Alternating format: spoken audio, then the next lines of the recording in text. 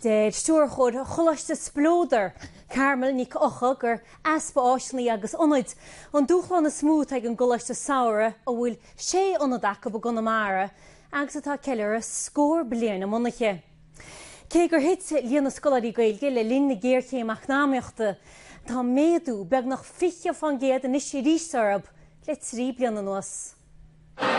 Tuaí 1,600 scoláire faoi cholasí saoirí splóder idir Camas Cornamona, Rosmuc, Litir Mór, Litir Malan agus Cornamona am Léana. Tá seachlap na oige dé gocrú ar fud na tíile na chós. Fás mór ón gá scór áganna a drasal ar a géad chuirsa bhí bliana hain. Níos am conasgur siúrig muid cuasa nídig nó hochtmór nach fón póca gachtainna.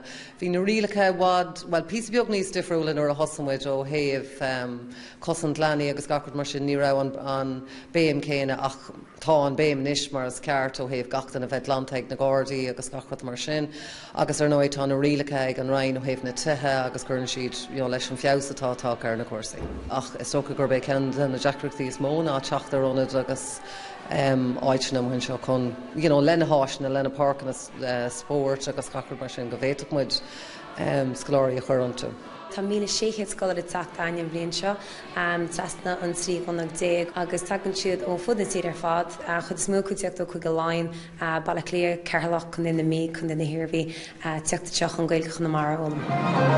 Dardaí ring na Gaeltachta an ráta léithú le ítar limrátí ó 9 chéide go 10 a 9 scoláire an saoirú seo, an chéad ardú paie le Jim Líana nuas. Nu just na gael wedi teach bíon beocht breas san náit agus tugann te go leor fiúin ag siúpaí agus ag na mrátí agus ag gachrad bíon te go háil an hímpel. Sin post smúlteag beanna tí ná an bí a bheit mar an bí a blasta agus in sin tá cabhra don cinere nó áircinre na péidirna. Cuinn sean saola gimocht agus ícann se chuid chopa billi agus tá se go deasa de cablaiste teach sin líana se tusan teach agus se go bra.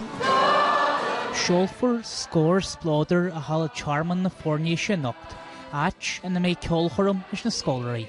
Leha an ceolchorm tá déanamh riil alone. Bhí sé anhá bhí cleachta goin beagnach gach lá ceapan. Ar 6,000 fí scólaire a drastal ar chuirsaí Gaeltachta narí, méadú chuir bheith fiche fan géad ó 3 bliana hain. Sin ó choirín Lútí Cahar a Gamas.